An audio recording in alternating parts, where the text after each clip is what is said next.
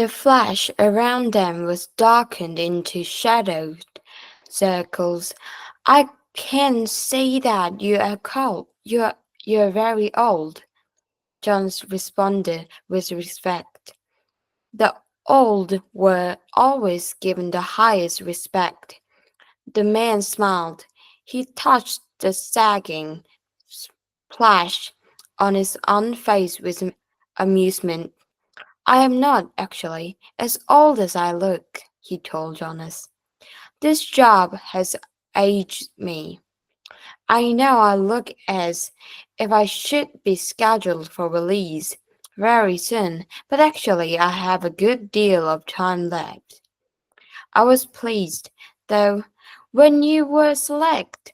It took them a long time. The failure of the previous selection was 10 years ago, and my energy is starting to diminish. I need what strength I have remaining for your training. We have hard and painful work to do, you and me. Please sit down, he said, and gestured towards the nearby chair. Jonas lowered himself onto the soft cushion seat. The man closed his eyes and continued speaking. When I became 12, I was elected, as you are. I was frightened, and as I'm sure you are. He opened his eyes for a moment and peered at Jonas, who nodded. The eyes closed again. I came to this very room to begin my training. It was such a long time ago. The previous receivers seemed just as old to me as I do to you. He was just as tired as I am today. He sat forward suddenly, opened his eyes, and said, You may ask questions. You may ask questions. I have so little experience in describing this process. It is forbidden to talk of it. I know, sir. I have read the instructions, Jonas said, so I may neglect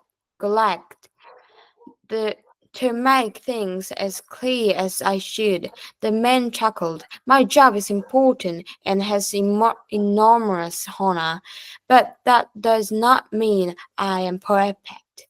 And when I tried before to train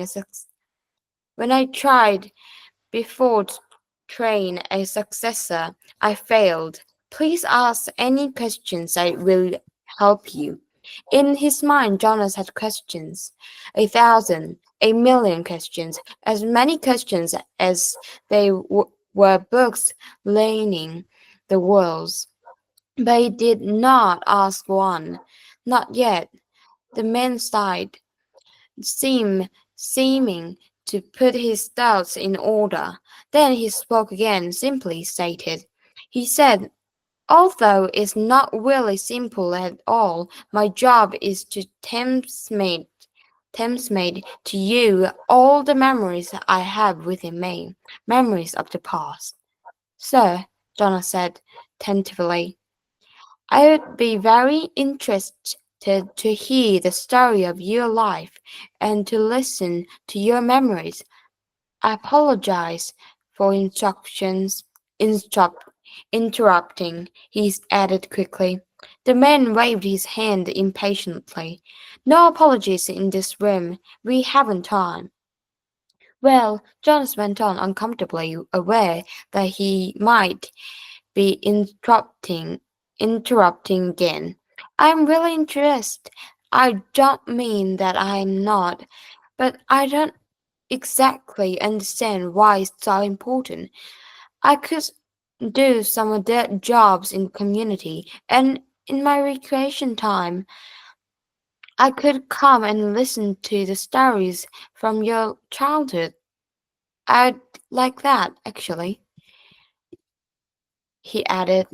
I've done that already in the house of old. They all like to tell about their childhood, and it's always fun to listen. The man shook his head. No, no, he said. I'm not being clear. It's not my past, not my childhood, and I just transmit to you. He leaned back, resting his head against the back of the upholstered chair. It's the memories of the whole world, he said with a sigh. Before you, before me, before the previous receiver, and generations before him. Jonas frowned. The whole world? He asked. I don't understand. Do you mean not just us? Not just the community? Do you mean elsewhere too? He tried, in his mind, to grasp the concept. I'm sorry, sir. I don't understand exactly. Maybe I'm not smart enough. I don't know what you mean when you say the whole world. Or generation before him. I thought there was only us. I thought there was only now. There's much more. There's all that goes beyond, all that is elsewhere, and all that goes back and back and back. I received all of those when I was selected. And here in this room, all alone, I re experience them again and again. It is how wisdom comes and how we shape our future. He rested for a moment, breathing deeply. I'm so weighted with him, he said. Jonas felt a terrible concern for the man, suddenly. It's as if the man paused, seeming to search his mind for the right words for this of description. It's like go, it's like going downhill through deep snow on a sleigh, he said finally. At first, it's exhilarating. The speed, the sharp, clear air, but then the snow accumulated builds up on the runners and you slow. You have to push hard to keep going. And he shook his head suddenly and peered at Jonas. That meant nothing to you, did it? He asked. Jonas was confused. I didn't send it, sir. Of course you didn't. You don't know what snow is, do you? Jonas shook his head. Or a sledge, runners? No, sir, Jonathan said. Downhill. The term means nothing to you. Nothing, sir. Well, it's a place to start. I'd been wondering how to begin. Move to the bed and lie face down. Remove your tunic first. Jones did so, a little apprehensively. Beneath his bare chest, he felt the soft folds of the magnificent clothes that covered the bed. He watched as the man rose and moved first to the wall where the speaker was. It was the same sort of speaker that occupied a place in every dwelling, but one thing about it, it was different. This one had a switch, which the man deftly snapped to the end of that said switch.